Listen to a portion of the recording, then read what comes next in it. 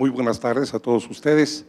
Me permito en esta ocasión expresarles a nombre de mi amigo y compañero geotécnico, el doctor Eduardo Botero, algunas lecciones derivadas de la observación directa del sismo que ocurrió en la península de Noto, en el Japón, el día 1 del año pasado. Los ubico, es precisamente una zona que está hacia el mar del norte, hacia el mar interior, en esta porción, y los puntos que tienen ustedes a la vista en la mano derecha, además del epicentro, los sitios que visitamos de manera directa para mostrarles, en este caso, los aspectos estrictamente, fundamentalmente geotécnicos. Esto fue gracias a una encomienda, una comisión que nuestro instituto nos dio para visitarlo, y doy entonces el reconocimiento a mis compañeros, los doctores Marcos Chávez, Jorge Aguirre y, como ya comenté, el doctor Botero.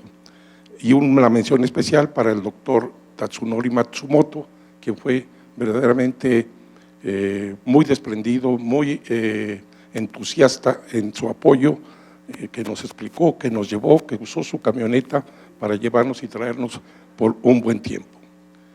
Entonces, los objetivos principales de esta visita fueron precisamente conocer de primera mano los efectos de ese sismo sobre las viviendas, sobre las edificaciones, sobre las obras de infraestructura en general, y por otra parte, pues discutir, comentar, platicar con nuestros pares japoneses en la búsqueda, a fin de cuentas, de remitirnos a nuestros reglamentos y normas para, de ser el caso, mejorarlas. Y por supuesto, difundir lo que observamos en esa visita entre nosotros, que es precisamente lo que estamos haciendo en este momento. Fue un sismo verdaderamente intenso, en más de 10 estaciones hubo aceleraciones mayores de la gravedad. La máxima que fue medida fue 2.678 GAL, simplemente para que ustedes tengan un comparativo. En el sismo del 85, 19 de septiembre, fue de 181. Eso nos da la idea de lo violento verdaderamente que fue este sismo. Este sismo tuvo un mecanismo de falla inversa. Ahí están los detalles de su ubicación, su profundidad, y debo decir que en 7 sitios, en 3 sitios por lo menos habitados de la zona, se alcanzó la intensidad máxima de la escala japonesa. Eso provocó entonces que en buena región de la zona costera se levantara la costra terrestre alrededor de 4 metros. Se tuvo una regresión del mar, de la línea de costa, alrededor de 350 metros. Como ustedes ven ahí, estuvimos caminando en lo que fue el lecho marino, y desde luego pues provocando pues graves problemas, y pues de hecho la inhabilitación de muelles, en donde ustedes observan aquí todavía con sus amarras estas embarcaciones, pero en el fondo marino. El aspecto más característico de los daños están asociados al proceso o al fenómeno de licuación de las arenas. Vean ustedes el color de todo el piso, de la arena eyectada por el sismo. La licuación es un fenómeno que se da precisamente cuando la presión en el agua es tal que, debido al proceso vibratorio, alcanza a anular los esfuerzos efectivos que llamamos, esto es, los esfuerzos que mantienen los contactos entre los granos, y en ese momento, por así decirlo, o por lo menos transitoriamente, ese compuesto, ese suelo se comporta prácticamente como un fluido. Entonces, eso al tener presión, pues busca la salida, y la salida la encuentra la mayor de las veces hacia la superficie. Adicionalmente, ese suelo debe estar en una condición obviamente saturada para que se genere la presión en el agua, y por otra parte, y eso es muy importante, debe estar en un estado suelto. Esto es una estructura muy abierta, con muchos poros. Como acabo de mencionar, siempre habrá posibilidad de que busque una salida, y la salida pues es hacia la superficie, generando lo que típicamente pudimos observar de lo que llamaríamos como unos pequeños volcanes de arena, en donde ahí se eyecta finalmente y disipa su presión el agua.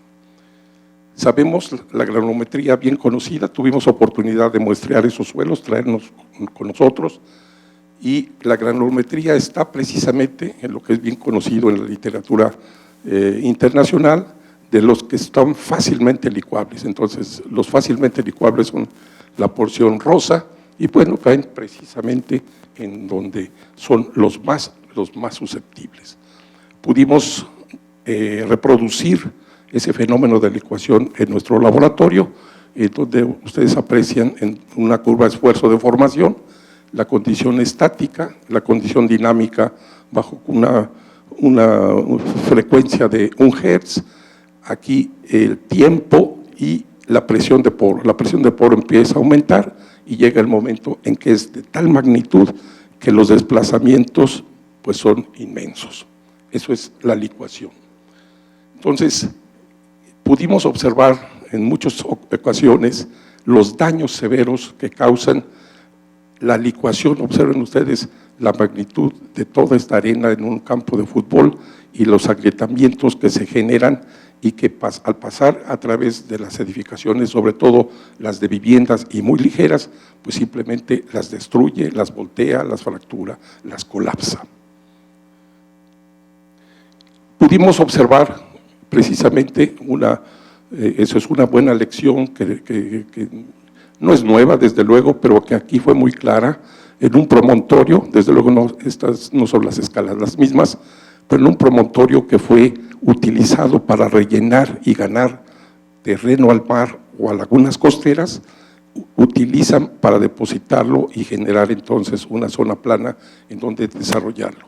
Bueno, fue muy claro ver un verdadero escalón en esta porción, precisamente entre la masa que estaba sólida, antigua, y la que fue rellenada. Vean ustedes la cantidad de agrietamientos que cuando una de estas grietas pasan por una vivienda, pues simplemente la destruyen totalmente. Debo decir que hubo, de acuerdo con las estadísticas oficiales, del orden de 75,000 viviendas destruidas en esto. Fueron evidentes, como ustedes ven aquí, casas completamente volteadas, destruidas y hundidas. El asentamiento generó y la aparición de arena. Desde luego aquí ya habían cambiado de coche, pero es el mismo sitio. Esto lo encontramos en internet, y lo que nosotros vimos fue esto, después del sismo. Hubo movimientos muy fuertes, muy importantes de viviendas, en este caso alguna que estaba cerca de este canal. Observen ustedes que se movió hacia el mismo, 12 metros, eso lo pudimos medir nosotros. Hubo hundimiento de postes, aquí ya estaban reparándolo y estimamos 3,5 metros. Salieron los registros de alcantarillas, 1,5 metros, y desde luego fue muy reconocido el efecto de chumbres, de losetas o de estas típicas tradicionales tejas, no sé cómo le llaman exactamente, pero muy pesadas y que generaron grandes colapsos. Por lo que se refiere a ya edificaciones un poco más altas, muchas de ellas de hoteles, este es el caso de 2 de ellas, pues aparece la licuación y esto verdaderamente hundido y destruido. O en este caso un desplomo en donde la vertical se perdió con por lo menos 1,5 metros en este edificio. Y hubo este otro colapso, un colapso en la ciudad de Guaymas, en la que un edificio de 6 o 7 pisos se volteó totalmente debido a una falla de la cimentación. No se aprecia del todo aquí, pero la estructura estaba intacta, ni siquiera vidrios rotos. Fue una falla estrictamente de la cimentación. Cimentación que pocas veces vemos. Esta es la vista de la parte de abajo, es la conexión entre las zapatas y aquí observen ustedes la huella de los pilotes. Entonces hubo una separación franca de la cimentación, pilotes, zapata. Vean ustedes otro detalle, son pilotes huecos y tenían pues un armado nimio, no prácticamente eran varillas de menos de 3/8 de pulgada. Esto es bien reconocido, la necesidad de que ante un momento de volteo se pueda tener un par resistente en donde en un lado ante este momento actúa una fuerza de compresión sobre los pilotes y debe haber, para que genere el par, una de extracción o de tensión en el lado opuesto, y eso alternativamente a través de un sismo. Esto es lo mismo, esto lo encontramos en las recomendaciones de diseño de un instituto que rige el Japón para las edificaciones altas. Y aquí encontramos alguna similitud con lo que ocurre o que nos ocurrió en México. Este es el sismo de 1985, hace 40 años. Este es un edificio ubicado o que se ubicaba en la colonia Roma y que se volteó, en donde es interesante ver algunas similitudes con el que vimos en Guaymas. Una de ellas es que los pilotes eran unos pilotes relativamente cortos, usualmente los hacemos más largos, del orden de 25, 27 metros. Estos pilotes no eran de una sola pieza, sino que eran huecos, tenían un núcleo central con apenas un mortero, con pocas varillas. Entonces que tienen poca capacidad a la extracción. Entonces ahí encontramos una característica común entre lo que sucedió en Guaymas y lo que sucedió hace 40 años en esta Ciudad de México, que nos apuntan a la necesidad de que se tenga una mejor conexión entre la superestructura, desde las zapatas o losas o contratraves, y los elementos estrictamente profundos constituidos por pilotes o pilas. Eso se ha puesto gran atención en nuestra ciudad en los últimos tiempos y se logra eso a través de incluso el post-tensado de la base de estas columnas que ustedes conocen de los segundos pisos en nuestra ciudad y que están conectadas con los armados y las puntas de las pilas que están hacia abajo. Aquí eso es una vista de esta tarea, de esta práctica muy usual que es en nuestra ciudad. Y comento esto y es una lección para nosotros porque encontramos opiniones contrarias a estas ideas en el Japón. Ellos sugieren que debían tener conexiones más libres en miras a tener menores momentos flexionantes sobre la cabeza de los pilotes. Para nosotros eso es inaceptable. Debo decir, por otra parte, que en cimentaciones profundas encontramos exactamente en el mismo sitio en donde se dio en el gran sismo de Niigata en 1964, pudimos localizar geográficamente el sitio.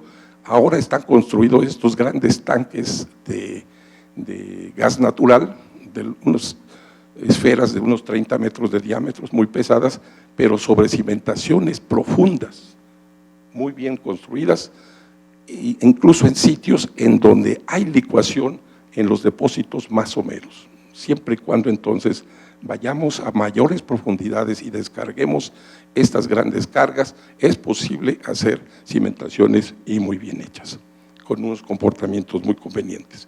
Simplemente para concluir, para terminar, les muestro algunas fallas que se tuvieron, sobre todo en la carretera a Suzu, uno de los puntos más extremos de la península. Nuestra delegación fue la primera extranjera que pudo pasar, dado que 3 días antes habían abierto al tráfico por los problemas muy grandes que se tenían en la zona. Desde luego también hubo deslizamientos en laderas y colapsos de viviendas, tanto construidas en la propia ladera o al pie, muy desafortunadamente, y hubo un tsunami de unos 3, 4 metros. Observen ustedes de repente una lancha impactando a una casa o a un transporte o colgando del muelle. Y desafortunadamente también pudimos constatar un incendio que se provocó y que devastó 3 o 4 hectáreas, dejando nada a su paso. No quiero abusar de su tiempo, simplemente recordar que la licuación es un problema que se genera sobre todo cuando no hacemos con una compactación, un mejoramiento masivo del terreno y lo volteamos simplemente, como se dice, a volteo. La consecuencia es la licuación. Volvemos a insistir en la necesidad de tener una conexión que sea suficientemente capaz de resistir esfuerzos de extracción, porque ante el bamboleo hay procesos en donde se requiere una buena conexión entre la superestructura y las pilas o los pilotes. Sin embargo, pudimos constatar que se pueden construir estructuras muy pesadas, incluso en zonas licuables, pero siempre y cuando se profundice con conveniente profundidad los cimientos. Y algo que quiero comentar hacia el final es que se encontró la máxima intensidad en ciertas zonas en un sismo muy violento y sin embargo no hubo más de 250 víctimas fatales, que es para la magnitud de ese sismo fue muy pequeña. Y algo que entonces nos lleva a considerar, porque ese es un hecho, de que estamos hablando de la ingeniería japonesa, que es muy competente, y por sobre todo, y quiero destacar la actitud, la posición de la sociedad japonesa, de todos los ciudadanos, porque son una comunidad enterada y respetuosa. Caminamos entre zonas que estaban computadoras tiradas en el piso y nadie se lleva un alfiler, cosa que muy desafortunadamente pues en nuestro país no es el caso. El ejemplo es Acapulco y eso lo vimos en Nicaragua y lo hemos visto en Chile y en muchas otras partes. Muchas gracias por su atención. Muchas gracias al doctor Manuel Mendoza López. Vamos a las preguntas. Sí.